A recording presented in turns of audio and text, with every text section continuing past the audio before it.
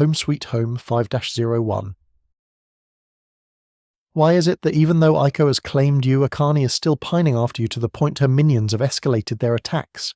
Loki asked Tom with a sigh, brushing a hand through his sleek black foxtail to test how thoroughly the spa attendants had brushed it. I have no idea, Tom groaned, thinking back on all the multitude of times things had gone horribly wrong for him over the past little while, as well as how they had managed to ramp up to the point of a near-galaxy-spanning war. Seriously, the Batarian Union of Soviet Socialist nations and the Asgard had to join forces at this point to push the combined forces of the Booty Pirates and the Cult Mechanicus, which caused the Krogan Empire to get nervous and become yet another faction in the war. It was ludicrous, and only compounded by the fact that the Systems Alliance had decided to take Shang-Chi back from them by force, which didn't end well for said human-centric faction, when the yokai of Shang-Chi decided to blast them out of the sky with magic after the government surrendered.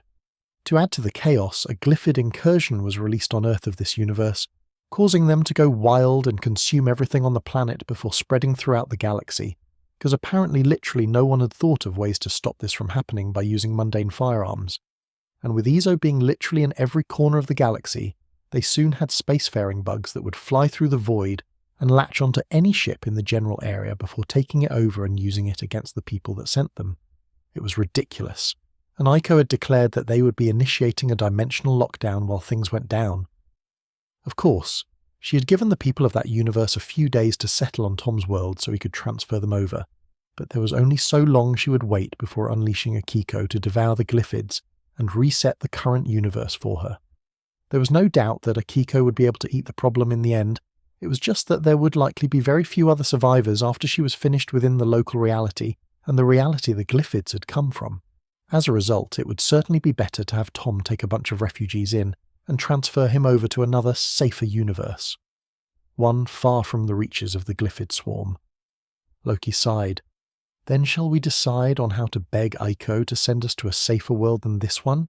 He asked with a tilt of his head, his long ears flopping to the side as he grunted his frustrations.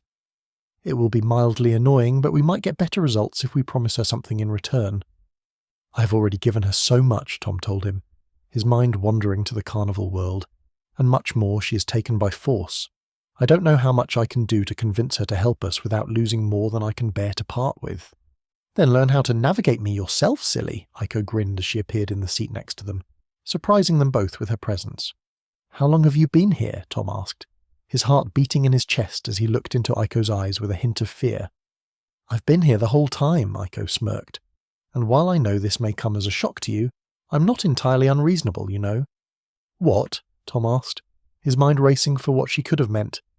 You have my blessing. The paths between my cells are open to you, and anything you may bring along, Aiko told him gently. Tom considered that for a moment, wondering where exactly on her body he was currently if she was referring to this universe as a cell in it. However, after a few moments of thinking about it, he realized he probably didn't want to know. Loki, on the other hand. Are you saying that Tom could essentially simply move between universes without his world ship? Loki asked with a tilt of his head, crossing his arms under his chest while he relaxed in his spa chair. Yes, she giggled, but now it's time to go. I'll be unleashing Akiko to defeat the glyphids now that they've managed to reach Shang-Chi, because apparently none of your people were able nor equipped to deal with the threat. She giggled at them. I'll make sure she doesn't escape in your direction at least, so just take your people and leave immediately. Shang-Chi is literally a system away, Tom, Loki paled. We need to be gone now. I could move you farther away than you can reach with your world's systems, to make sure that you don't have to deal with the glyphids and Akiko potentially sneaking into your new universe. Aiko giggled. And I could do so swiftly and silently, so that you don't have your people panicking and causing issues. Tom sighed.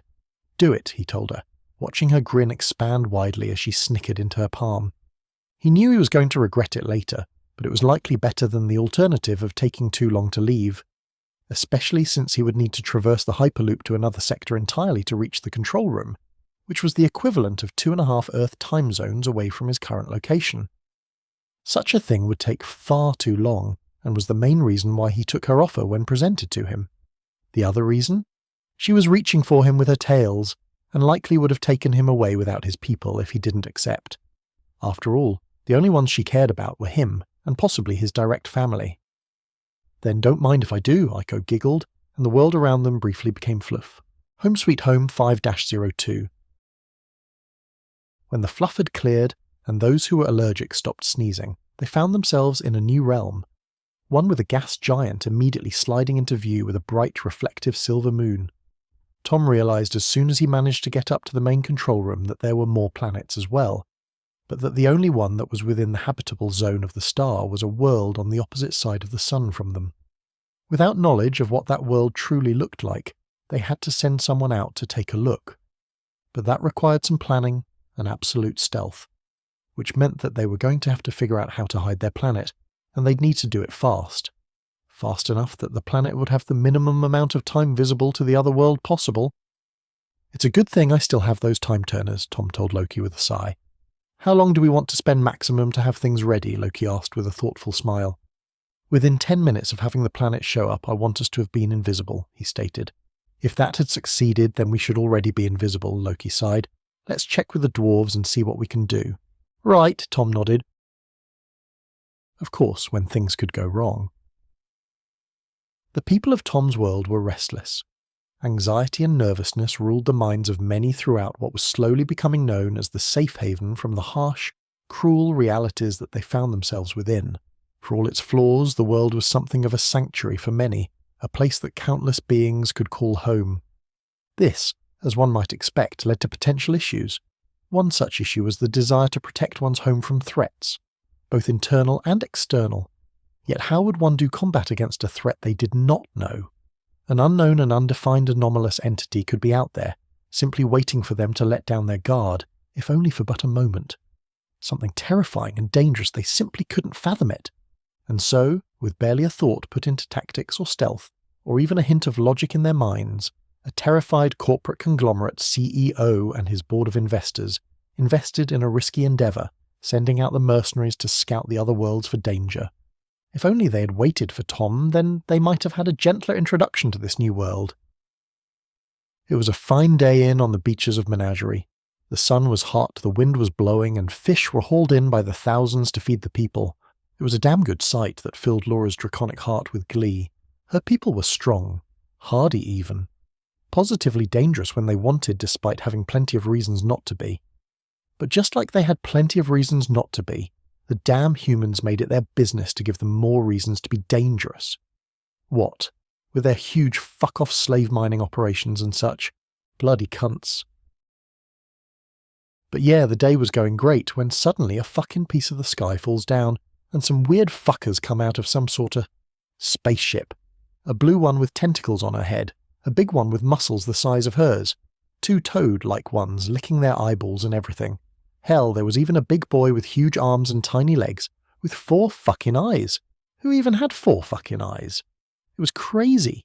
So crazy that she almost missed the bird cunt that was already talking in some strange alien language while she approached. This one looked like he was in charge, so maybe she could introduce herself and see if he was a threat. Well, hello there, you bloody cunts, she gave them the standard greeting of her homeland. What can Menagerie do you for today? The blue alien looked up and simply tilted her head like a bloody kitten. It was fucking cute. And then she held out a hand. She likely wanted to touch her face, which was cool, she guessed. So she lowered herself and transformed to her humanoid form to speak with the alien bastards on more level terms. They didn't seem too bad after all. But then the blue bitch waved her over and placed her hands on her draconic temples. It was at that exact moment she realized she wasn't hallucinating and that she may have injected too much horny into her thoughts, when a fucking mind reader was right there to read them. Whoops. So, Bard sighed, looking at his father with an awkward smile. You specifically asked for me to go scout the planet, huh? You're the best at your job, Tom sighed in return, and your shape-shifting is far better than my own. Bard nodded at that. He knew it was true, especially because he'd had Aiko's blessing for far longer than his father had, and was starting to finally adjust to it now that he'd unlocked his heritage and fully understood his own power. All right, Bard shrugged, looking at his friend and partner Kakashi for any tips he could get on how to talk with his dad. Ever since he realized that both he and Kakashi were full-blown shapeshifters, with no predetermined gender, he'd been feeling extremely awkward about how to bring this up to his dad, especially since he realized that his dad also would have the ability and thus should be capable of taking female form at will. Add on the fact that his dad had certainly been getting more and more attractive in physical appearance, and he'd admit to himself that he was a little interested in seeing what his dad looked like as a woman. But telling your own father that was... He'd confided in Kakashi about this, but he still didn't know what to do about it. Heh, and you asked for us specifically? Kakashi grinned. Yes, as the two of you seem like you could blend in much better than the rest of your squad. No offense to them, Tom stated mildly. You know, Kakashi grinned, looking at Bard briefly. We might be willing to do so, but on one condition. And what's that? Tom asked with a sharp-eyed look towards them. Kakashi laughed. Show us how good you are at transformation yourself. By transforming into a female version of yourself. It will certainly help give us the inspiration we need to get the mission done without much incident. What? Tom asked, though the tone of his voice was not anger nor disbelief, simply confusion, as though he simply didn't realize just how good he would look, or did look already. It's not that hard, I'll even show you, Kakashi grinned. Come on, Bard, let's walk your dad through it. All right, he mentally grinned, as it seemed like his father was at least willing to hear them out based on his mildly intrigued gaze. Then they shifted, explaining the process as they did so, and Tom followed suit. It took everything Bard had not to drool at the sight of the muscle mommy fox in front of him. Is this enough? Tom asked carefully, seeming a little shy even though she allowed this. Kakashi took several pics rapidly. It is now, thanks. As he said that, he took Bard and booked it, the sound of Tom's embarrassed squawk echoing after them as they left. So, do you think I can convince my dad to stay like that? Bard asked, his eyes glazed over in imagination.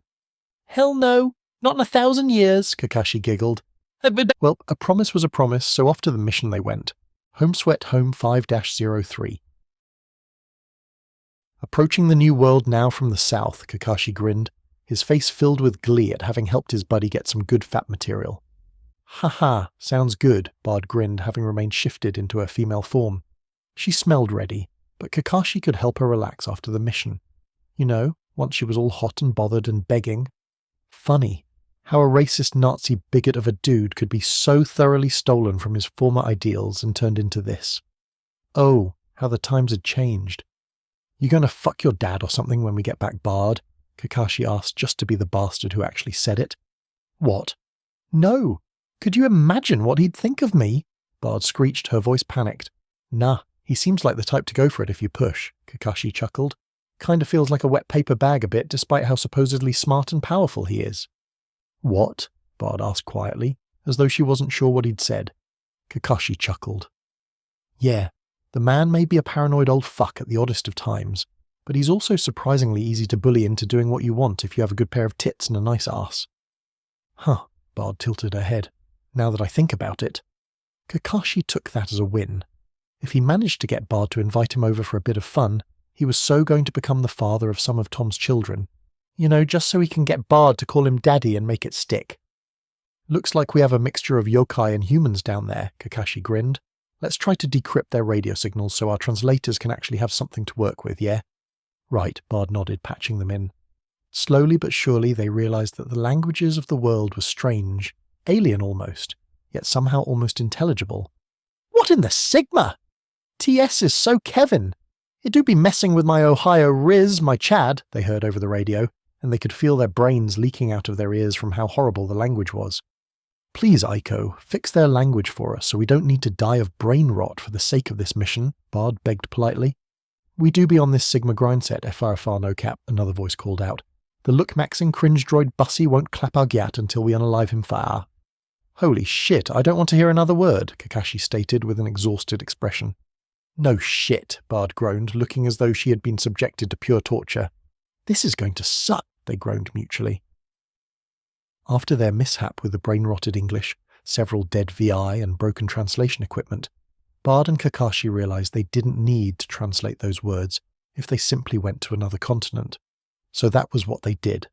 They landed on the water near a large southern continent, and after ensuring their ship really was cloaked properly, made their way inland. Unfortunately, this meant they had to climb up a steep cliff face, just so they would be less likely to be detected. It was a damn good thing they had ESO anti-grav belts, because trying to climb that manually would have sucked. Still, After pausing at the top to get a good look at the surroundings and let her partner rub her thighs, they came to the conclusion that something wasn't right. Something very clear and obvious, to the point that they rushed over as soon as they saw it. Once they were close to the dragon harassing the mercenaries he was pretty sure were in out of their depths. It shrunk down to a human form and let the medic do a Asari thing with it. Which, judging by the smell, was Medic's best attempt to get pregnant by dragon. Once she let go, Kakashi groaned, waving them down. But Bard wasn't going to just let that one slide.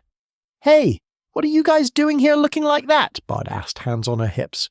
"Don't you know we're working here?" Did that Faunus just say something racist to another Faunus? A young man grinned, stepping into view. "How delightfully delicious. I will buy this one." "What? I'm not for sale," Bard told the man, watching as he pulled a blue card out of his blue suit, while his long blue ponytail blew in the wind. "Oh, but my dear," he chuckled, advancing on her. "Everyone has a price." Bard looked at him, looked at Kakashi, pulled out a gun and shot the man. "Ah, my dick, how could you?" the man called out, despite taking 0 damage for some reason. "I'll have you pay for this, you filthy beast," the man whimpered, as he was dragged back towards a gaudy ship nearby. "Hehehe," the dragoness giggled. "Silly alien, I should adopt you just for that." "That's not the response I expected," Kakashi remarked. To be blunt, it wasn't what Bard was expecting either. "Take me to your leader?" Bard gave up and just asked. "I am my leader, boyo!" The dragoness giggled, crossing her arms under her rather large chest. "Wanna come and hang out?" "Fuck it. Mission's fucked anyways. Might as well make that literal," Kakashi stated. The rest of the day was filled with things that cannot be stated in a mainline chapter. If you want more, buy an omake from the author. Home Sweet Home 5-04. "I wasn't expecting our first diplomatic meeting with the world to be with dragons," Tom noted, standing beside the fully sized dragon seated in one of the world's cargo elevators. "If you don't mind me asking, what's your opinion of the world so far?" The dragon looked around anxiously as the elevator began to descend, seeming to grow rather uncomfortable and angry almost. "You have a distressed youngling here," she growled. "You kidnapped one of our own, didn't you? You didn't think I'd be able to find out? What? The fuck are you even—" She breathed fire at him, trying to incinerate him entirely. And while Tom was entirely unaffected, the lift stopped, and the dragon burst through the wall to go find whatever the fuck it was she thought she was going to find by breaking his world. Suffice to say, he was going to have dragon steak for dinner. He called Lex with a grunt. "We have an angry dragon rampaging through the world. Call for Clement to get his ass over there and deal with it," he told his friend. "We'll bring him and the boys," Lex chuckled. "Time to hunt us a dragon." "Yep," Tom sighed. This was a fucking disaster. Sheila knew that there was going to be something off with these aliens. She just knew it. As she tore through the world, it fixed itself behind her, making traps all around her as beings, fucking ants trying to stop her from saving the poor child, trapped in this horrifying death world. There he was. The poor baby, what did they do to him? "Bitch, you broke my house," the boy screeched at her. "Wait, what? How are you going to pay for that?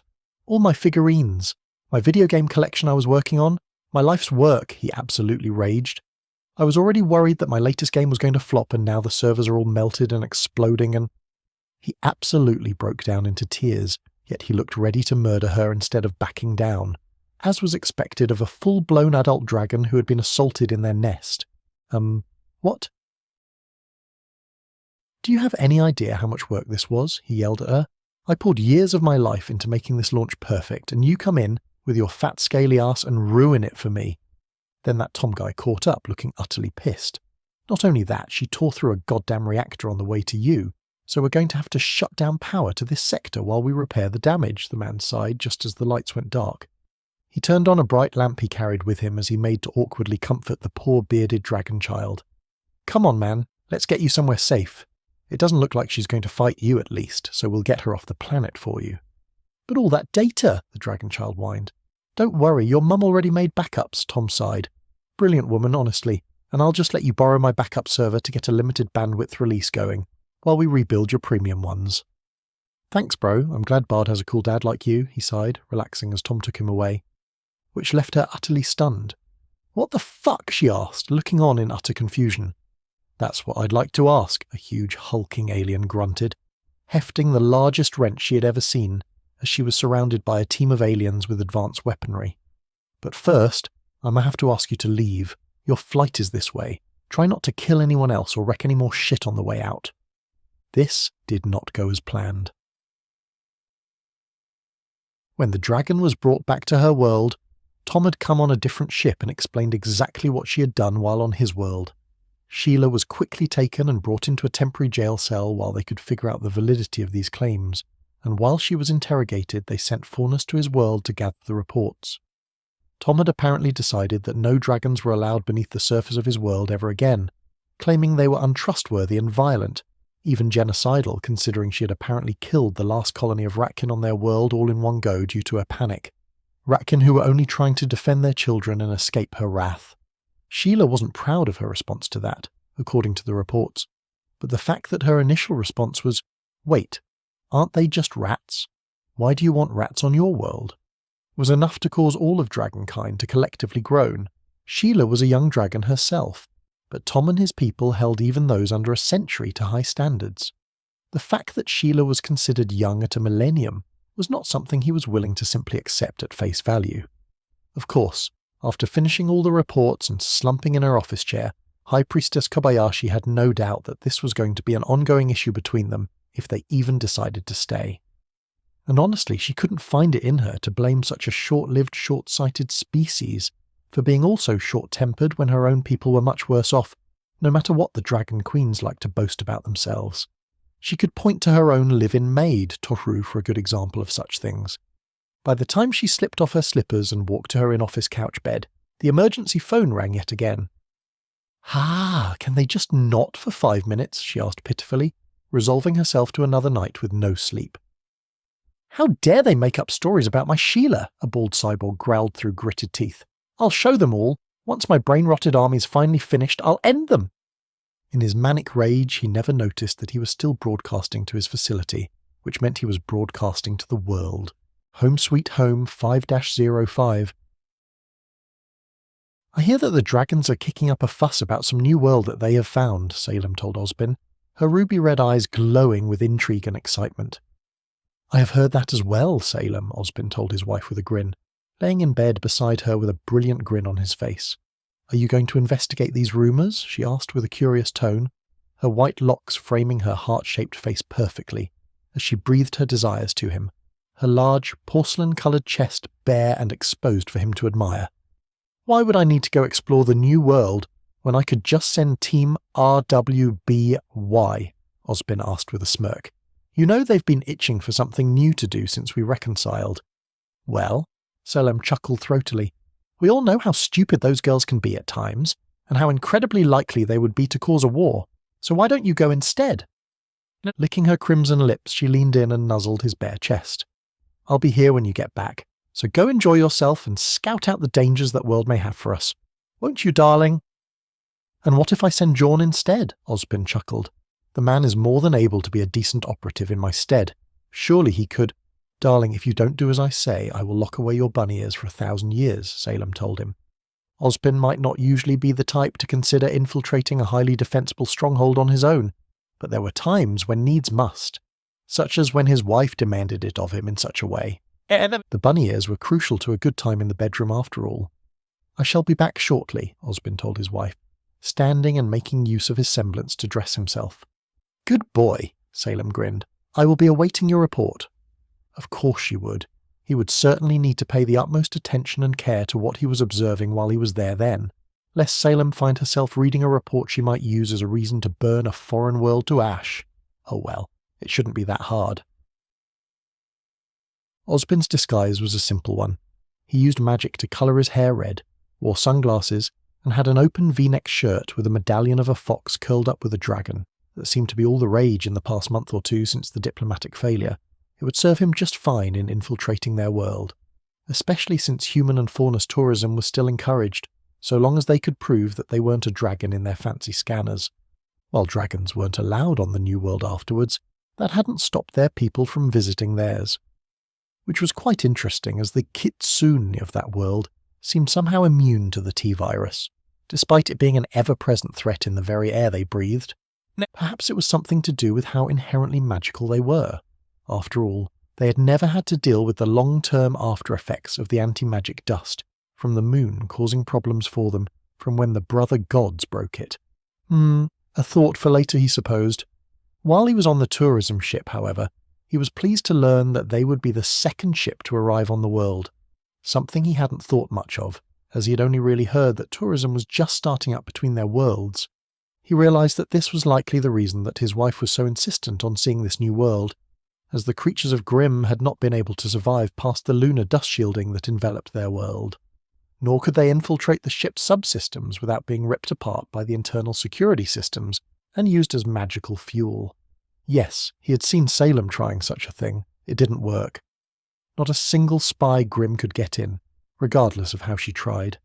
Still, it was rather interesting seeing how the people interacted with each other, and the in-flight snacks were oddly satisfying. "Would you like more salted peanuts, sir?" a flight attendant asked with a smirk. "We have wasabi-flavoured ones if you'd like as well. They've got a bit more of a kick if you're feeling a bit adventurous." "Wasabi, you say?" Osborne grinned. "Sure, I shall try it." "Very well," the flight attendant smiled, handing him a pouch from the tray. "Press the button to call for us if you need something to help with the spice." He chuckled. It was simply a little spice, it couldn't be that bad. He opened the pouch, reached in, and took a handful. And of course, put the entire handful in his mouth, as he had seen the others doing. He was vaguely reminded of the saying, famous last words. Thankfully, once they had arrived on the world and Osborne's vision cleared up, he was immediately taken to a local bar by one of the tourists who had made a friend on the world, apparently. He was quite sure that the friend of his only wanted more tourism for the bar, but it was at least a rather clean and friendly establishment that was filled with fun and interesting people. That it was called Femboy Café and bar was of no concern to him. All that mattered was that while it was rowdy, it was still clean, and the men were all dressed appropriately to be serving the largely female clientele, and to be fair to them, they made those bunny boy outfits work. When he was seated at a table with another group, his own group apparently blending in seamlessly with their own. A pair of silver-haired fox faunus, both rather charming, sat discussing the reality of the economic sector, and how putting more taxes and tariffs on the people only meant they had less money to spend in their world, which would be bad for tourism. The older one was particularly invested in the discussion, and was quite intelligent from the sounds of it. "If I may," Osborne asked with a smile, "what if, instead of increasing the taxes and tariffs between the nations, you instead investigated what the world you wished to trade with had to offer for materials and exports, and offered to be a place they could outsource their manufacturing to?" He chuckled.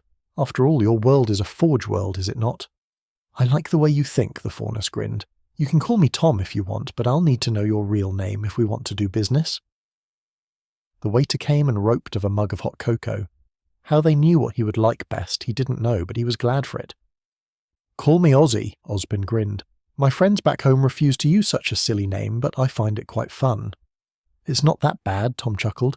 "My full name used to be a joke where I came from, before I had it changed by a literal goddess out of pity." "What was it?" Osborne asked, truly intrigued by this faunus. Tom waited for him to take a sip of the cocoa he was brought by the waiter. Tom, Dick, Harry," Tom chuckled. Osborne nearly choked on his drink, but managed to disguise it with a cough. I see." "My birth parents had a splendid sense of humour, didn't they?" Tom said dryly, offering a napkin from the table. The rest of the group smiled at this. It was as though they had been setting up this exact scenario. "Indeed," Osborne grinned. "Now, since we understand each other a little better now, would you like to take this to a more private setting?" "Of course," Tom chuckled. "I'll arrange a meeting room for us while we eat. But for now, I'm looking forward to trying the bacon waffles they have on offer as of today." "Bacon waffles?" "Ah, yes. As a fox faunus, he would certainly enjoy meat, and it most definitely sounded delightful." "Very well," Osborne grinned, pulling up the menu from the tablet screen. "I shall also order something. Perhaps egg dumplings." "I recommend the steak fritter as a side," the younger fox faunus declared. With that, they settled in to wait for their meal and enjoy a bit of harmless chatter. Tom was right, after all. Official meetings could come once they were fed. "The meeting was rather productive, I suppose," Salem agreed as he recounted what he had discussed with Tom and his son Bard. "Indeed," Osborne chuckled, though his nephew Harry was a rather frightening sight, all things told. "Oh?" Salem asked. "Do tell." He marched in with a dragon who had managed to sneak onto their world, but she had been shrunk to the size of a pocket knife, Ozpin began. And then, after offering to feed her to some kitsune goddess named Aiko for showing her face, knowing full well what the people there thought of her kind, he shoved her in his rear pocket and sat on her. Did she survive? Salem asked with a slightly annoyed expression. Oh yes, quite remarkably so, Ozpin chuckled. But she was brought back to our world in the jaws of said kitsune goddess, so I have no idea if she remained as such for long. Ah, Salem groaned. I'm sure that will likely cause a bit of a fight between the dragons and the kitsune people. Quite the opposite, really, Ozpin chuckled. Apparently the dragons found it rather exciting that they could be used as pocket pets, and have begun pairing up with wizards and kitsune in particular to get the full effect of being stepped on and played with. Degenerates, the lot of them, Salem groaned. I will deal with this newfound knowledge later. For now, please, remove this memory from my mind with your touch. At once, milady, he grinned, diving right on in. Home sweet home 5-06. You know, we should probably deal with the constant broadcasts from the Americas eventually, Ozpin told Bard and Tom while they rested on the beaches of Patch. They disturb the peace, more often than not, and are quite worrisome indeed. What are those broadcasts even for? Bard asked, his eye twitching as he remembered the brain rot being spread by them. Are they trying to lower the collective intelligence of the people? Bard, Tom turned to him with a worried expression. Is someone spreading brain rot deliberately? Yeah, Dad, that's exactly what I'm saying, he groaned. There's no way they aren't. Bard watched as Tom turned on Ozpin with a dangerous expression. You do realise how dangerous brain rot can be if left untreated, yes? No, Ozpin asked with a curious expression. But do enlighten me. If it is a real danger, I would certainly like to try a diplomatic approach to having them stop. At this point, Ozpin, Tom began, they're waging war on you by trying to lower the collective intelligence of your people. I recommend simply disabling the means with which they use to do so. Oh? Ozpin asked. Well, if you just so happen to be in the area and shut down a few of their broadcasting towers nearest our shoreline and collect evidence of this being used to harm our people, we might be willing to offer a reward for said information. Consider it done, Bard nodded. Give me 10 days at most, we'll get it done. Call in the rest of your team for this, Bard, Tom growled. I want those towers sacked. On it, Dad, Bard chuckled. He was going to have fun taking out those towers. He just needed to make sure he collected enough evidence of the bullshit they were trying to pull. And even if it was harmless in the eyes of that American nation, gathering data to show the steady mental decline would be enough for an intervention. Which was a side objective he was going to tack on just in case. Couldn't be too thorough after all. Infiltrating the first tower was a bit harder than expected. Seriously, the amount of guards and shit, you'd think Bard was messing around and having them infiltrate some top security prison or some shit. Aranea was even more twitchy than usual. Bard looked like he was going to murder whomever made the place. And Kakashi was sitting around with his thumbs up his arse, looking at various screens in the security office to make sure they weren't caught. A security office filled with brain-dead morons who were too busy jacking off to the porn of Tom's dad's female form to actually do anything anyways. Ha, if it works though, but seriously, fuck that guy. Hans, bring the flamer, the heavy flamer, Bard called out over their comms. On it, boss, Hans grinned, retrieving the heavy flamer from Aranea's storage space.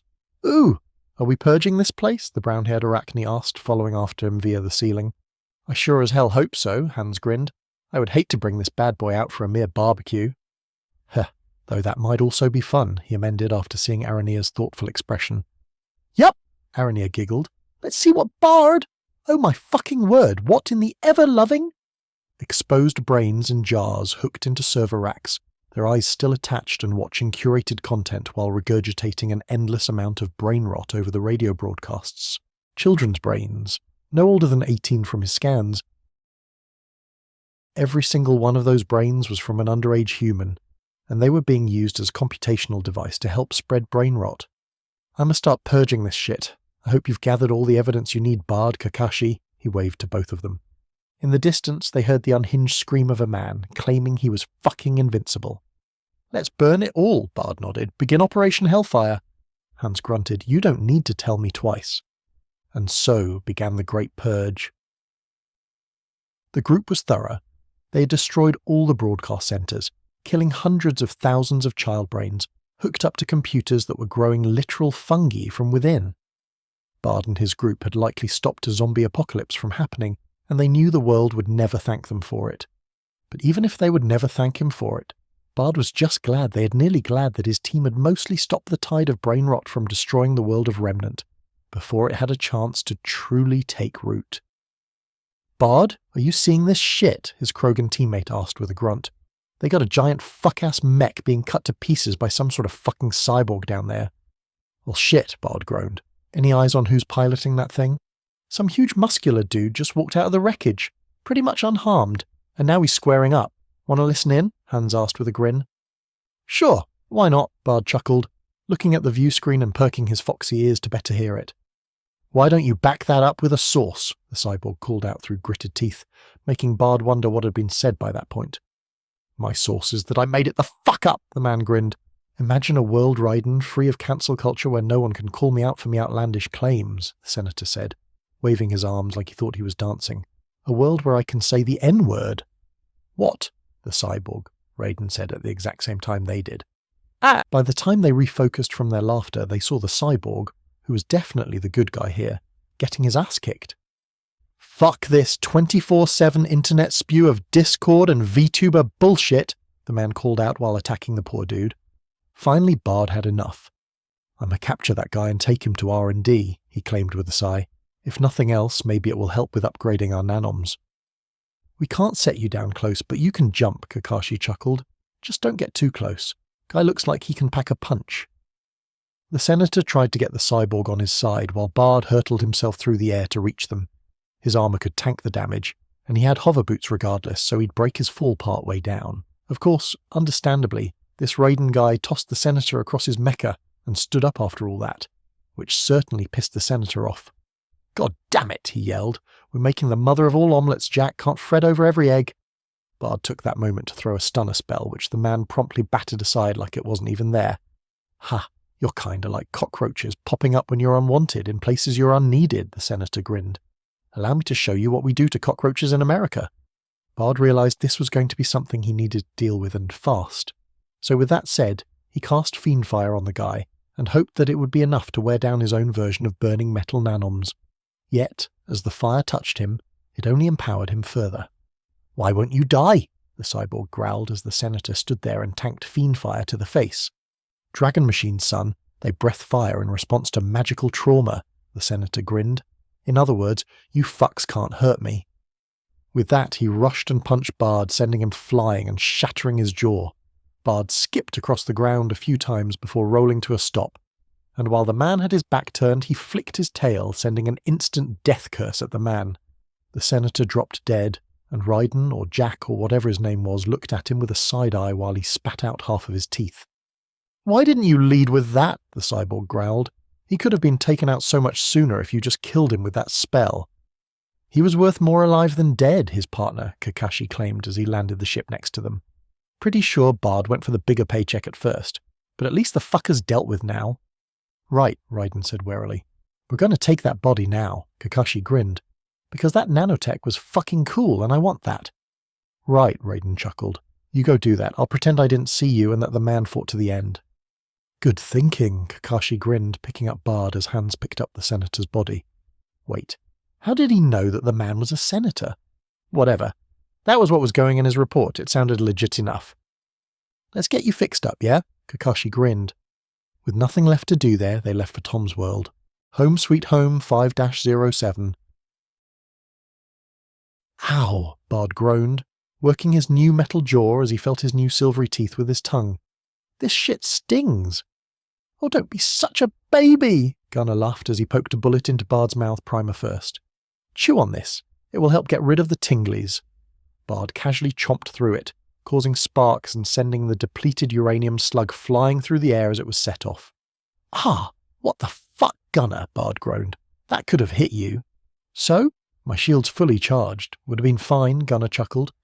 A few moments later, Bard realized that chewing on the bit of metal left in his mouth really did help keep the tingling down. Huh, it actually helps. "Huh, I told you," Gunnar chuckled. "I might not look it, but I'm a qualified combat medic, you know. That means I need to be trained in every field of being a doctor and be strong enough to carry the heavy guns." Bard looked him in the eye and grunted. You think a combat medic would be a bit more careful about potential injury, he groused with a small frown. Not usually, no, Gunnar chuckled. But that's something you'll figure out on your own time. Huh, Bard chuckled. A box nearby shifted and moved, scooting along the floor past them. Bard sighed. Well, at least I can breathe sparks now, he asked with a small wince as the lightning escaped his lips a little and singed the box. Yup, Gunnar smirked. Now, I just need to ask you a little something if you don't mind, he asked Bard with a grin, running a hand through his beard. Yeah, Bard asked with a tilt of his head. What's up? Me and the boys have noticed a few magical benefits after praying to your father, Gunnar claimed with a small grin. You and your goddess Aiko don't know anything about this, do you? Why don't you swing by an Aiko shrine with an energy drink and ask her yourself? Bard chuckled. She's really friendly, all things considered. She'll definitely tell you what you want to know. All right, thanks for the tip, Gunnar smirked. No problem, Bard said with a grin. I gotta go now, though. Dad's expecting me for dinner. Ha ha. Try not to fry your food twice, Gunnar laughed, patting him on the shoulder. Bard sighed. That was a problem he might end up having, wasn't it? Oh well, at least it wouldn't be that bad. Tom was aware that a box with a scorched side had been following him through the crowded streets of Sector 11, which was why he stuck to only the most crowded areas and made his way to the nearest tobacconist shop to purchase a carton of cigarettes. He was going to try to bribe the person in the box to leave him be, which was a lot harder than it sounded. And if only it wasn't as dangerous as he figured it was going to be, he might have actually tried to hire the man away from his current employers himself.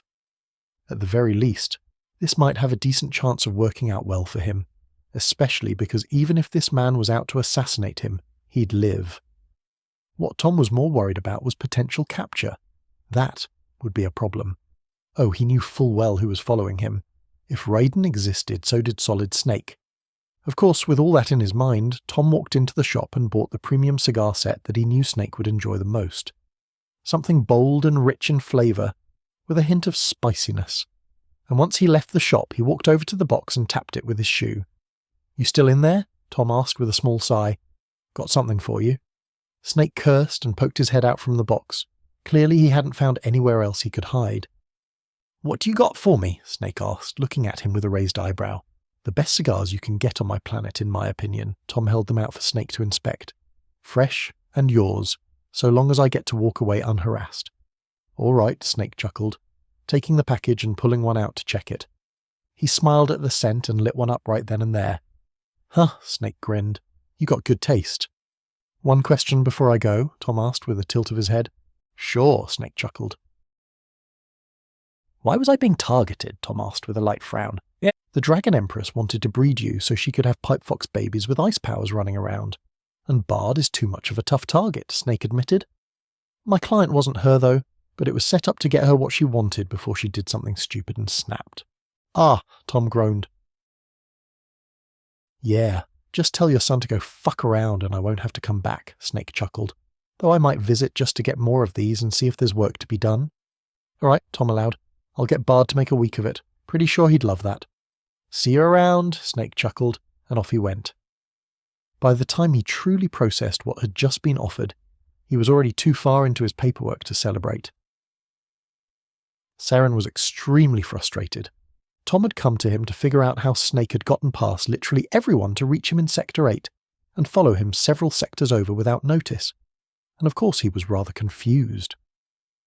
Until he saw the box moving through the facilities, tracking down people to gather intel from, stealing their identities to look into various records he really shouldn't have had access to, and even blending in with the crowds to escape any detection in the end. Hell, the man had managed to get into the Daedalus sector, march straight through R&D, and steal several blueprints.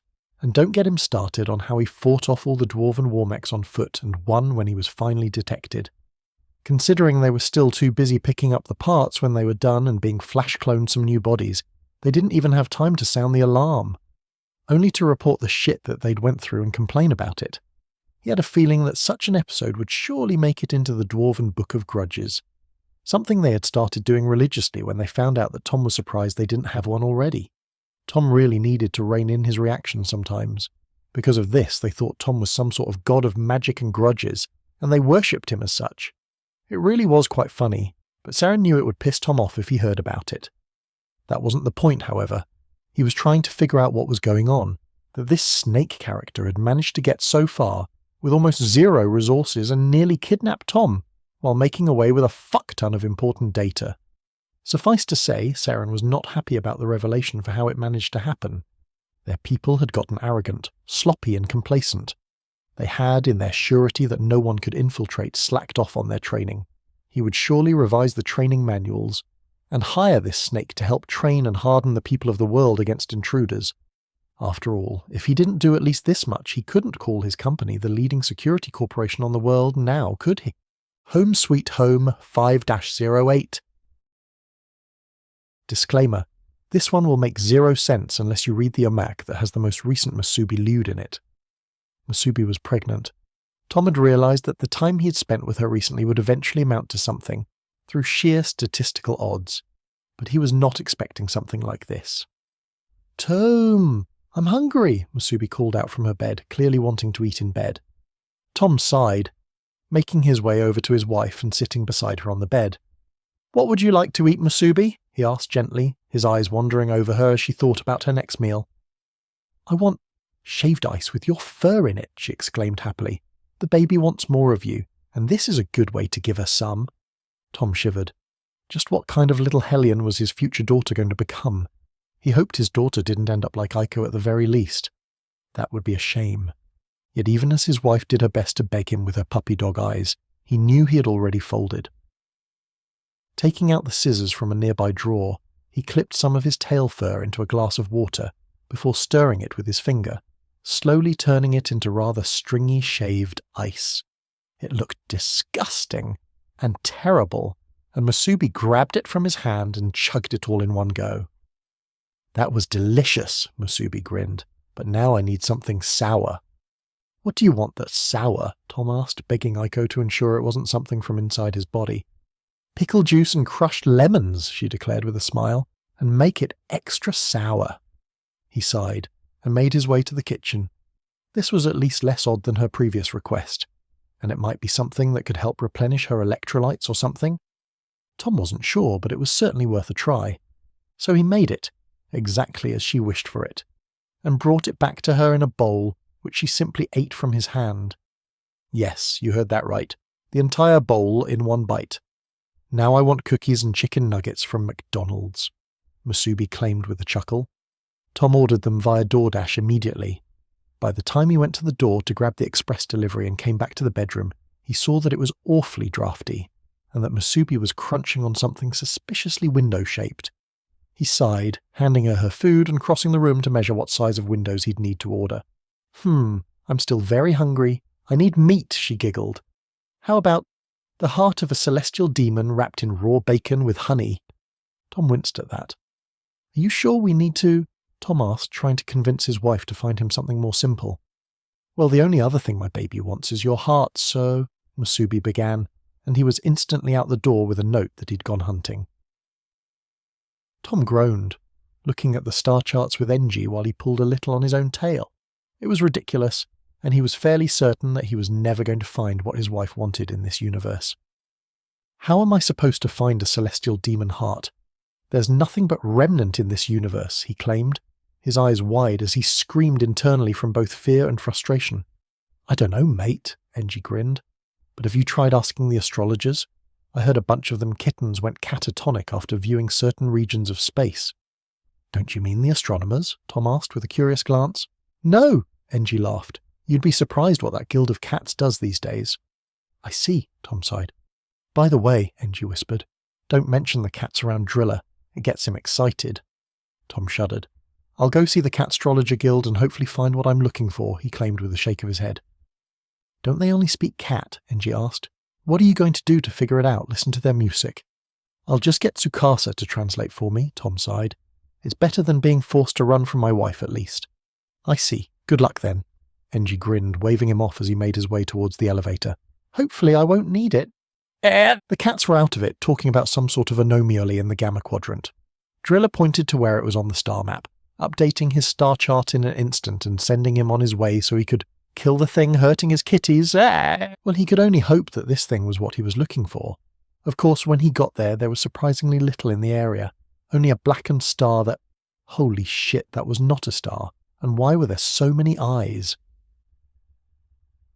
The fight with the celestial demon was hard fought, but he had managed to find one in a far-off corner of their galaxy and kill it.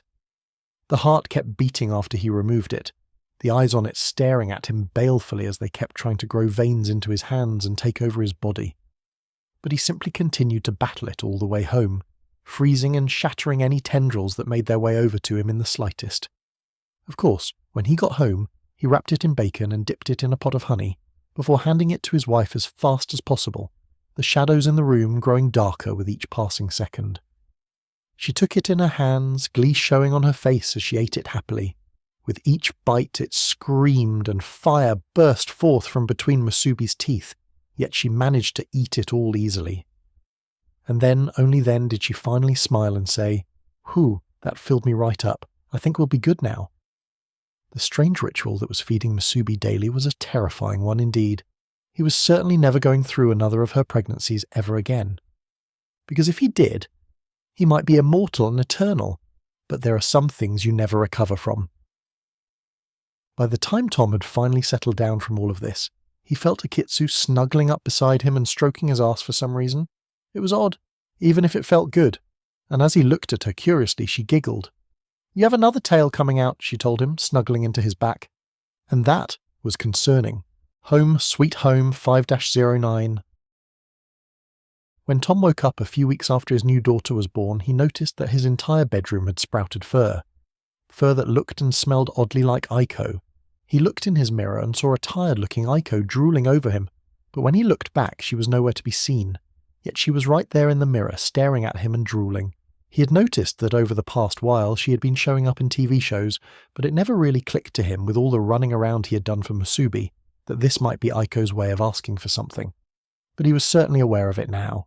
The odd breathy whisper of "coffee" in his ear was enough to cause him to jump out of his surprisingly much more comfortable bed and rush to the kitchen to find her something quick to tide her over.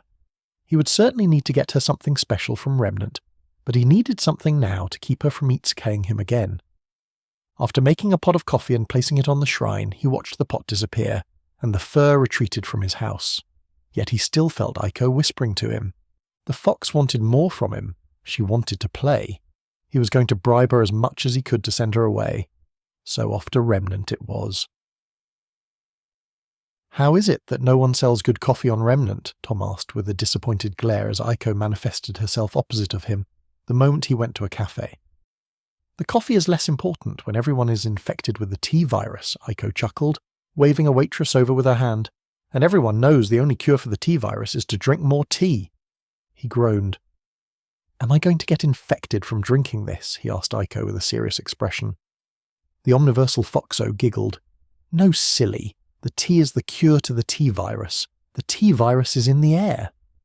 Tom spat out his drink all over her and watched in horror as her body just soaked it all up like it was an offering.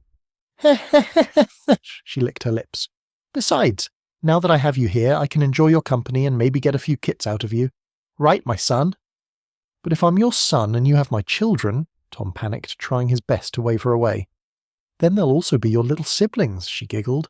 "Now come to Mama and—" He bolted and hid behind a cat girl with a thick booty, grabbing the girl and putting her in front of Aiko. "Here, fuck the cat girl instead. I'm sure she'll like it a lot more," Tom screeched. "You're not wrong," the cat girl claimed, puffing on a funny-smelling cigar. "But why not both?"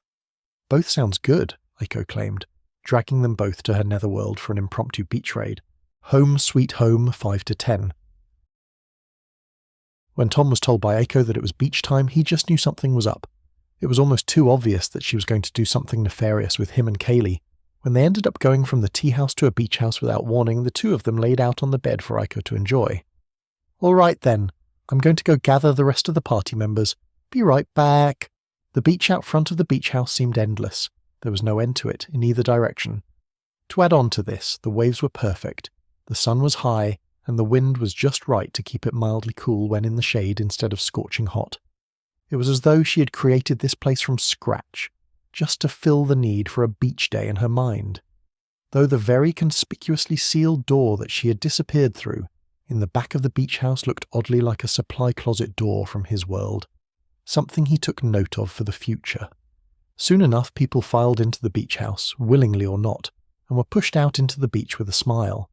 Of course, tables filled with food appeared, mostly beach snacks with the odd strange thing being added in from time to time, like surstrumming. Who in their right minds ate surstrumming, even in an open area like a beach? It was madness. No matter how he thought about it, this was all some sort of plan to give Aiko some form of entertainment while she played with his mind. At least he was reasonably sure she wasn't about to force herself upon him anymore. He wasn't sure he could handle having a child with Aiko. That would be a nightmare and a half. He could already see it. Yet even so, Tom had a feeling that she would wring him dry the moment she had the chance. She simply seemed like the type. "Tom!" Rosswacer called out, being carried in Aiko's tails and deposited on top of him. "When Aiko grabbed me, I thought she had done something to you again. She didn't do anything, right?" Aiko looked away and whistled a little, her tails flicking about as Akitsu did her best to hold on to them. "Right?" Rosswacer asked, causing Tom to grab his wife and hold her closely. "I guess it's a beach day then," the Catwoman from Remnant chuckled, stretching her body and brushing against the two of them lightly. "We'll have plenty of time to work out any kinks while we're there, with the crazy fox." "Hey, I resemble that remark," Aiko called out as she tried to fit Akitsu into a school swimsuit for some reason. One that was stretched so thin it looked like it was a layer of navy blue paint being layered onto Akitsu's body. Tom felt himself harden looking at his wife, but he was unfortunately all too aware that he would need to wait, preferably until Aiko was gone. "Now, who wants ice cream?" Aiko called out, manifesting an ice cream stand and making her way over to it with Akitsu, only to begin getting milked for the sake of the ice cream by the ice secure. There was no way in hell that this wasn't deliberate, and that was a terrifying fact. Unfortunately, he had seen her devour her own daughter's clones with those breasts, so he was all too aware that any milk that came from them likely used to be someone living.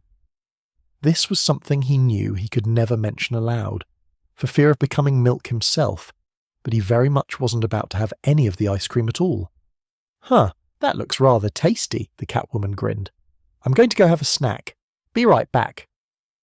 With what Tom knew of such things, he felt rather aware that he might just have to take such secrets to the grave, for the sanity of everyone involved at least. Rosswacer chuckled. "I would like to go play in the water," she told Tom, "so let's go have some fun." Tom just knew that this day was going to certainly be an unforgettable one, and likely not for the reasons one would expect of a beach day. Yet for some reason, he was so burnt out that he couldn't bring himself to care.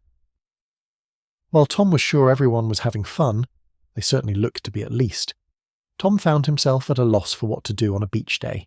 It had been so long since he was given time to relax and just let loose, that he genuinely had no idea where to start, which left him at a bit of a loss. Fortunately, Sirius and Zamaze saw him standing a little miserably near a beach shade, watching a volleyball game, and made their way over to him with stupid grins on their faces. "Sirius, Zamaze," Tom acknowledged them as they approached. "Is there anything I can do for you?" He was a little hopeful they'd at least have something for him to do because standing here was rather awkward. Never mind the fact that his wives were all busy playing volleyball with another set of girls over the thought of riding him, and he really needed to keep his mind off the fact that the baby he was holding was the same one Musubi claimed wanted to eat his heart. "Yeah, actually," Sirius laughed. "You can come over and help us barbecue the sausages while Zamazi and I look after the kid." Seriously, the man was a godsend. Bless his fucking soul, this man knew exactly what he needed. Passing his daughter over to Sirius, he chuckled at the face the little fox made when she snuggled into Sirius. His sleepy little daughter would cuddle up to almost anyone and be content just napping in their presence for the most part, which was a good thing, because if she was hellacious as Musubi had made her out to be, Tom would have probably had to step away from home until she was grown up, for his own sanity. Still, he was sure he was just being paranoid. His daughter was just a sleepy fox. She wouldn't do anything to harm his family, he was sure. Not that she could yet, but still. It was rather uncharitable of him to be so worked up over things that happened while she was still in the womb. Walking over to the barbecue they were having, Tom watched as Driller opened a can of surstrumming. The strange but interesting scent tickling his nose as all the rest of the people in the group turned and hurled. "Ew, get that shit away from here," one of the girls yelled. "But it's good shit," Driller grinned, putting it on the barbecue with salt. Thankfully, Aiko was nearby and caused the water to wipe away all the puke and clean the faces of those people. It was a good thing that she could adjust the world as needed. That said, barbecue was made out of what looked to be an exact replica of his crisper flamethrower meant even Aiko wasn't mean enough to have him sharing a barbecue with the rest of the group. Still, Tom kinda wanted to try it. "Driller," Tom called out. "Yeah?" Driller asked, turning to him with a grin. "Make me a fucking sandwich." Tom pointed to the surströmming. "All right then, surströmming and sauerkraut sandwich with extra mustard. Coming right up," he chuckled, opening a fresh can for Tom. Sirius turned up his nose at Tom. "Gross, Tom," he sighed. "I know you're not human anymore, but there should be limits on how much of an animal you can be." Tom smirked. "Big words coming from the dogfather," he chuckled. "But yeah, I just want to try it. It smells fun, you know." "You sure this guy is good to cook our food?" a blonde woman asked, using her cybernetic arm to tilt her sun hat a little, to better block the sun. "I mean, he has a real odd sense of taste here." "Food's ready," Driller claimed, passing Tom his plate. Tom smiled and took it from Driller, nodding as he took his first bite. It was surprisingly good. Like, really surprisingly good. "I think I'm a cook my own food, thank you very much," Blondie claimed, slinking away to another barbecue pit. "Suit yourself, Yang," the cat girl nearest them claimed. "Mommy Carly wants a bite of your sausage. This kitty isn't going anywhere." Okay. He shoved a smoky onto the barbecue for her with one hand, looking at her pointedly. "I'm married," he told her as bluntly as he could. "So am I," she grinned. "Nope. Nope, nope, nope. Danger kitty is bad kitty." "Ha ha ha ha ha," Sirius chuckled. Now if only Rossweiss was here to see the look on your face, she'd get a kick out of that. She would, wouldn't she? "I think I could seduce her," Kaylee claimed, licking between her fingers casually. Zamese laughed. "Only if you could turn into Tom," she chuckled. "Girl is still head over heels for him, even after over a century." Kaylee pouted a little.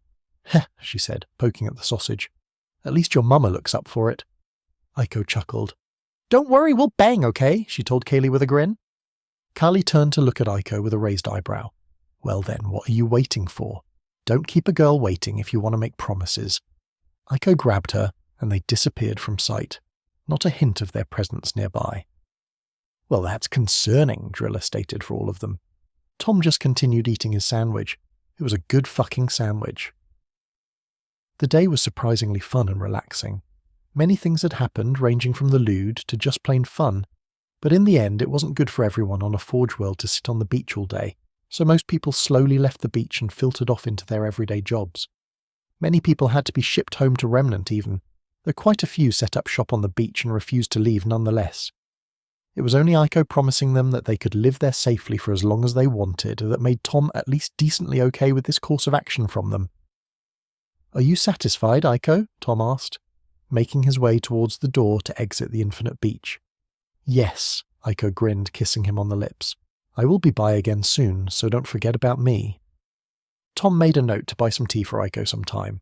She liked tea, right? He'd have to ask Bard. Still, as he left the beach, he had the odd feeling he was forgetting something that might become a major issue later. Hopefully it wouldn't come to bite him in the ass as things tended to do. Home Sweet Home 5-11.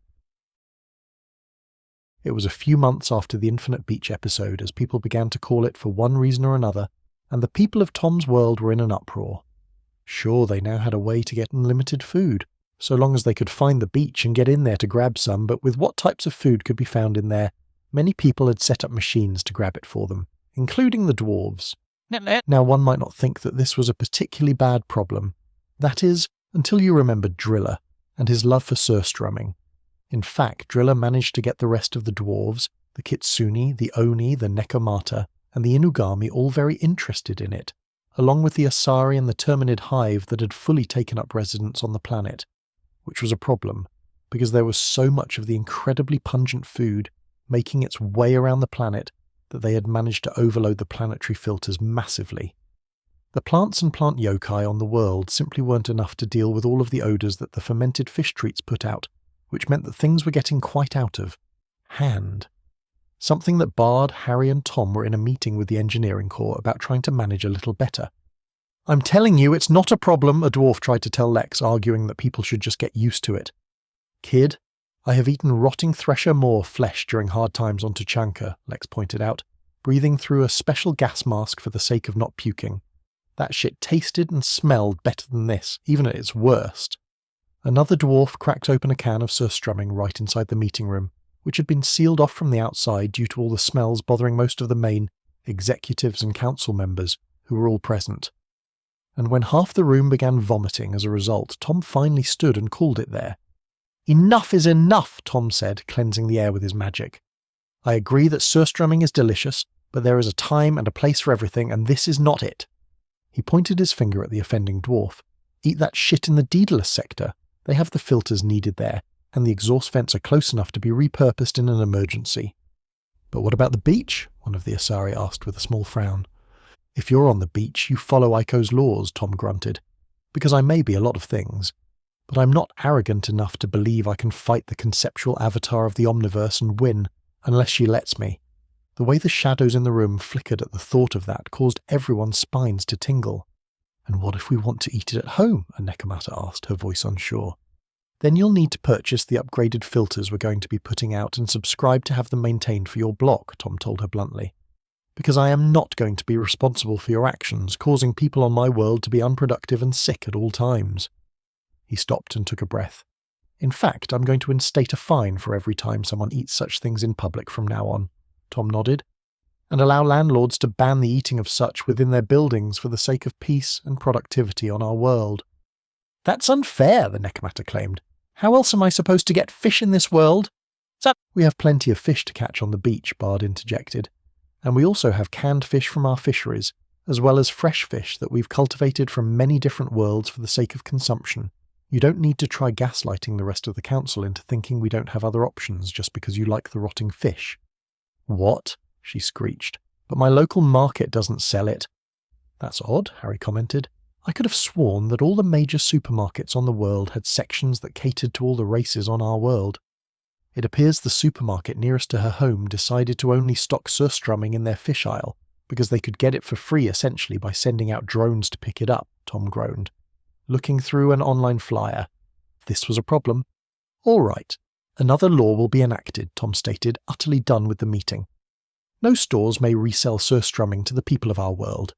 People must go get it themselves, if they wish to eat it on world, unless it is being used as an ingredient in a restaurant in an area with upgraded filters." "Why don't we just upgrade all the filters then, huh?" the dwarf who opened the can asked. "We will," Tom chuckled, "but we'll sell upgraded filters with built-in magical air fresheners to sectors with a lot of people that wish to eat surströmming, for the added insurance, and to keep the economy flowing." "I see where you're going with this," Harry claimed with a small grin. "Will you be exorcising your right as Emperor for once to see this through?" "Fuck," Tom realised. "I might just have to in the end." "Yup," Bard agreed. "You might want to look into using it more often even, lest people forget." Tom sighed. "Very well. I suppose this will be my first true decree." "Wait, hold on a minute," a dwarf claimed. "How can we have an emperor when the world doesn't even have a name?" The group all sighed, looking pointedly at Tom. "Fuck it, how about Inari?" Tom finally decided. Definitely going to create problems later on, but Harry began, sighing heavily. "Considering what we know of the Omniverse, and how it favours Kitsune, might be the best name for a world that we could have if we want our home to thrive." He was right, it would cause problems later on, but the words Harry stated made something click in his mind. "Seiki or Sanctuary then," Tom finalised the words. "Why in Japanese?" Lex asked curiously.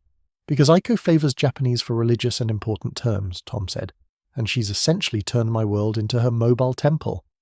"Good point," the Krogan grumbled, "but I'm calling it Sanctuary, even if both names are on the signs, because Aiko isn't my goddess, even if you've been adopted by her." That had implications, and Tom refused to process them at that given moment, if only for the sake of his own sanity. "Right then," Tom sighed. "Shall we continue now that we have an official name for the world, or are we just going to argue and bicker further in front of the one you all elected as Emperor?" That caused most of the room to go silent for a moment, before realising just how dumb they'd been in an official setting. After a few mumbled apologies between the engineers, bureaucrats and diplomats there to solve the issues, they got to work drafting a plan for the world. And with any luck, the upgraded filtration systems would help with other things as well, because it would suck if someone decided it was a good idea to gas a sector as it was. Maybe this would be enough of a kick in the pants to get such details ironed out before it became a further issue. Or so Tom hoped. 1. Home Sweet Home 5 to 12. Tom was absolutely sure by this point that his wife Akitsu was starting to become a little baby crazy. The woman was doing her absolute best to milk him dry every night, and he was pretty sure she was trying her best to get pregnant so she could prove to herself that she was worthy of having his children. It was worrying and distressing, and Tom had done his best to reassure her that she wasn't broken in any way, that he loved her just as much as he loved Musubi and Rossweiser, who were both taking the backseat in this and trying not to interfere. Still, it was something that made him wish he had any idea how to help her, because with how things were going, he wasn't sure she was going to be okay for much longer. Eventually his other wives shooed him out of the house, leaving him wondering what he needed to do to make everything better. Yet even as he thought this, a shiver ran down his spine, as though something powerful just turned its entire attention on him. "It's probably just Aiko messing with me," Tom sighed, changing his course to go towards the Majors Guild, "but I really should check, just in case." When he managed to make his way to the Major's Tower in Sector 20, his magic senses going haywire as he tried to come up with a description for what he felt, he could only shake his head. It felt like the very fabric of magic was being stretched, sucked at and chewed on all around him, but the actual effect was negligible even if the strength required. To pull off such an effect meant one would have to be on the level of a galaxy-destroying super being to pull it off, or at the very least, a system eater, if you had the immense control needed to do such a thing. It couldn't be his daughter, he knew that much, as she was still a baby.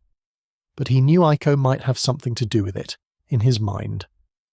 Still, as he made his way into the Major's Tower proper, he noticed a lot of them were holding their heads and groaning like they had seen or dealt with something particularly terrifying and headache-inducing.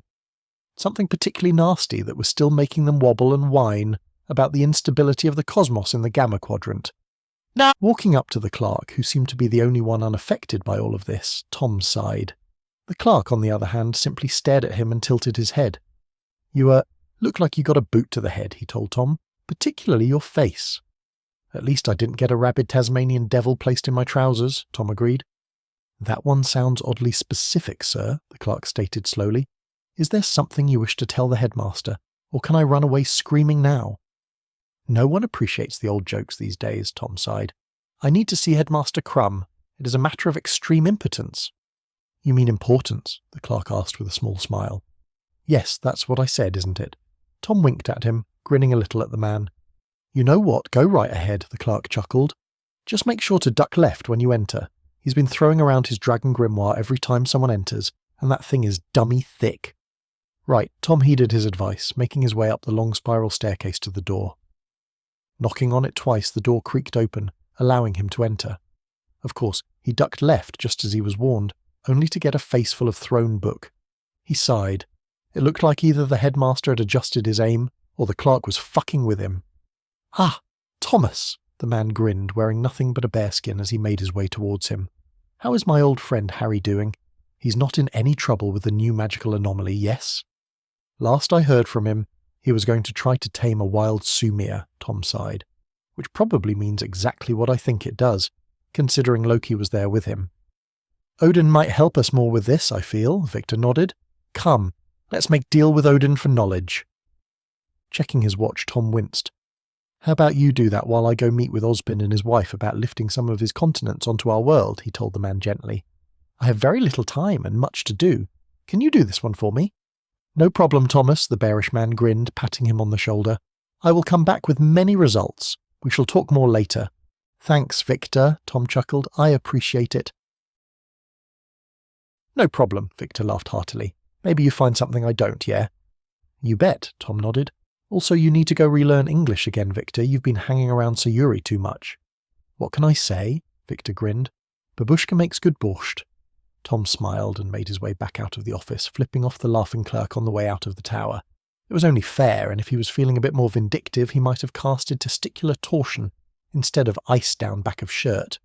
As it was, however, he couldn't begrudge the youth of the world a bit of fun in their otherwise boring and mundane lives, even if he was supposed to be the emperor. Not that anyone took the title any more seriously than he did at any given moment. While he was making his way to the port for his world, his sanctuary, he tried his best to put the thought of magic-eating beings out of his mind. It couldn't be the Glyphids, surely, as Aiko had already sent Akiko after them and quarantined them in a section of space that was inaccessible from all other means at the moment. This meant that they wouldn't be able to get to him where he was at. Of course, that didn't exclude other possibilities. It just meant that the worst one was off the table for the time being. He was going to have to speak with Ozpin and Salem about this after the meeting. They might have a better idea what sort of things were within their native universe, and Tom would be glad to make use of said knowledge. After all, they had lived in this universe for untold millennia, so they likely had plenty of information on what might be in the universe.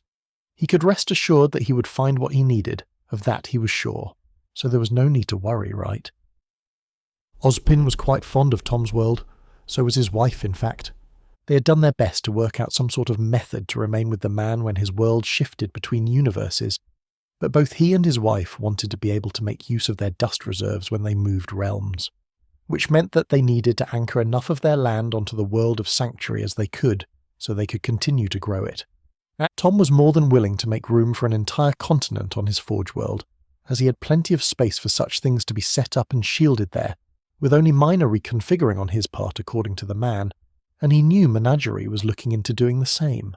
Atlas was mildly interested in joining as well, but it would need to be anchored to the world magically, so that it wouldn't be left behind in the middle of empty space. If Atlas joined, then Mantle would surely be dragged along with it, and with that only Vacuo, Mistral, Britain and the United States of America would be left behind.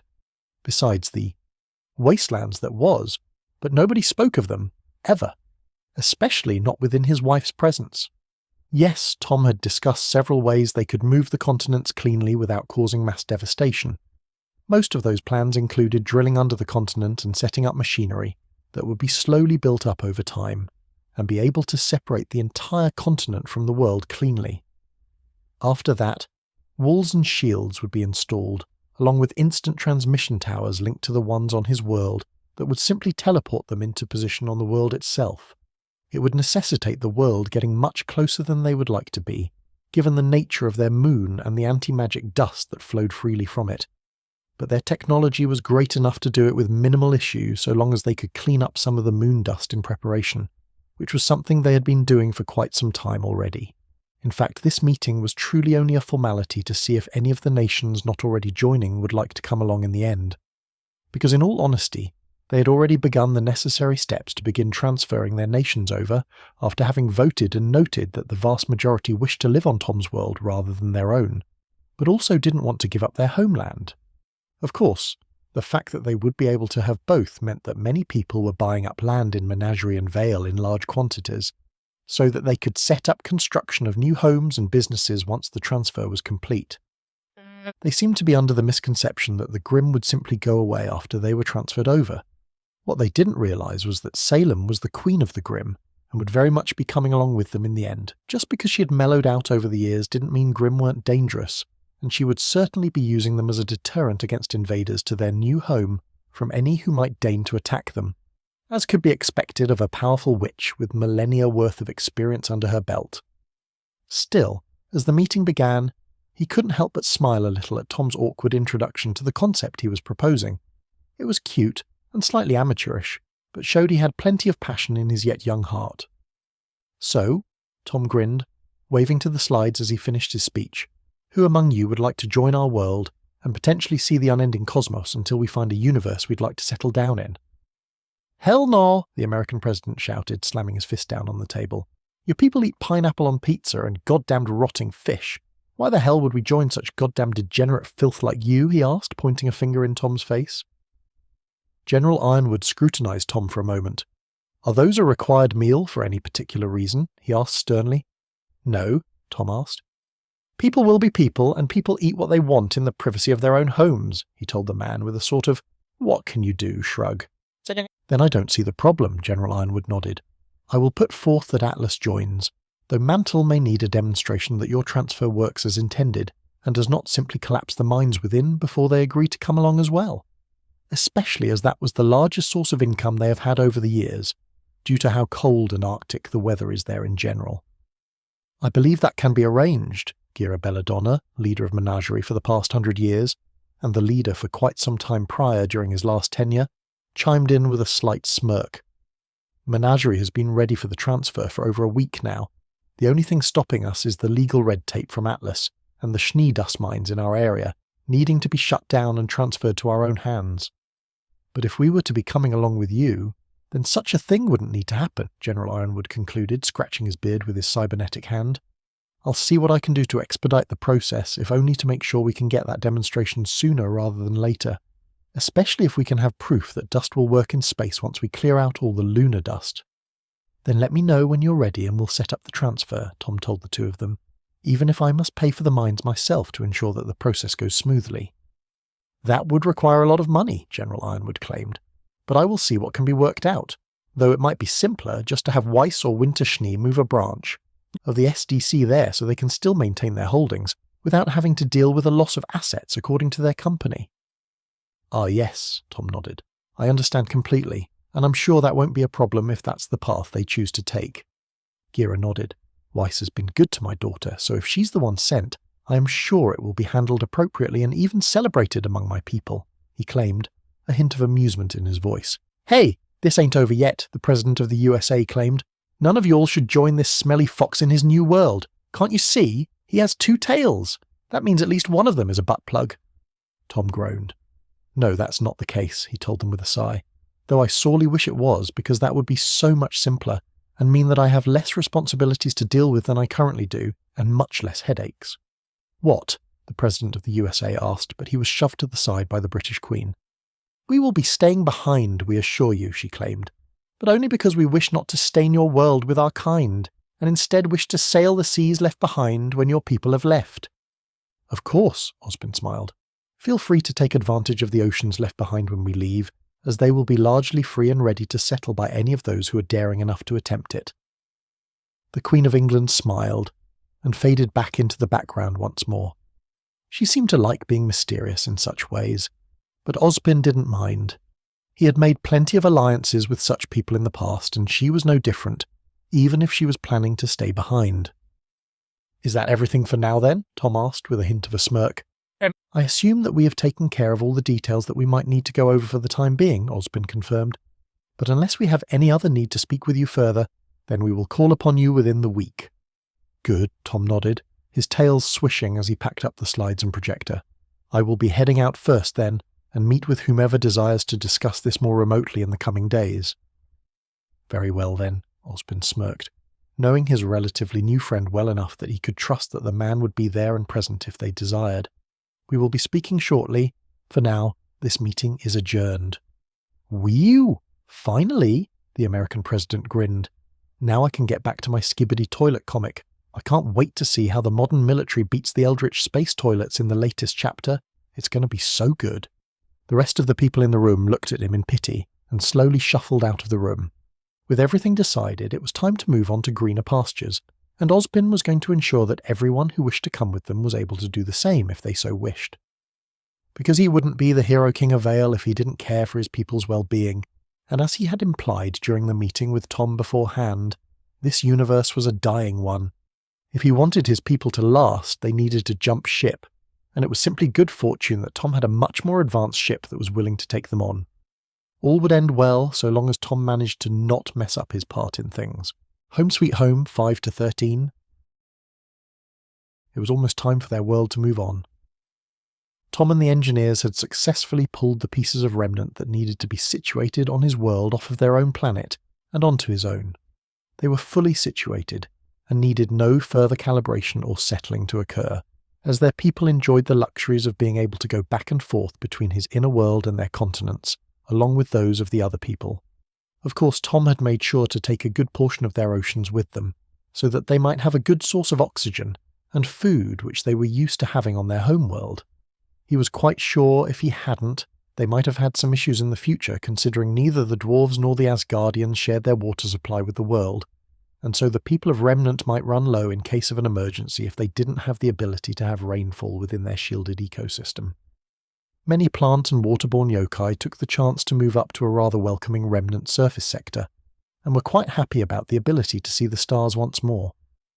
Yet there was something they all universally mentioned as they looked out into space for the first time in this universe. The stars in a straight line heading towards us are disappearing, they claimed, ringing alarm bells in Tom's mind, and forcing him to look into what was causing it immediately. And what he found was terrifying. A massive eldritch rabbit was eating through entire solar systems as it kept its mouth open and flew towards their system, which was utterly terrifying to be honest. But what was more terrifying to him was that no matter how he looked at it, it was a rabbit, and it made him hungry. He was sure it was Aiko's doing at this point, and knew better than to give in to base instinct when that thing was going to eat his world if he did. Just as he thought those words, Aiko popped up behind him, a confused expression on her face. "How the hell did you manage to piss off Mr. Fluffles? He's the most chill bunny I know of." "Not now, Aiko, we need to get out of here," Tom groaned. "I mean, you could just—" Aiko began, but Tom already knew where this was going. "No, Aiko, I am not going to eat the very obvious eldritch abomination in disguise," he told her bluntly. "In fact, I think I'm going to initiate the emergency protocols now and run away." "Son," Aiko sighed, "you are in fact a little bitch." She grabbed him from behind and hugged him. "So I'm going to send you to the big boy world so you can learn from Uncle Kurama for a bit, okay?" "Wait, what?" Tom asked with a panicked expression. "Say hi to Sumir for me while your world is chilling on my tits," she claimed, before everything went squishy, and they were in another realm. When they came to, Tom looked at the sensor logs and paled. They had been plopped directly in a system, right beside an absolutely massive planet with 50-kilometre or longer ships, floating there as a defensive wall. He was extremely fucked. Book 5 end.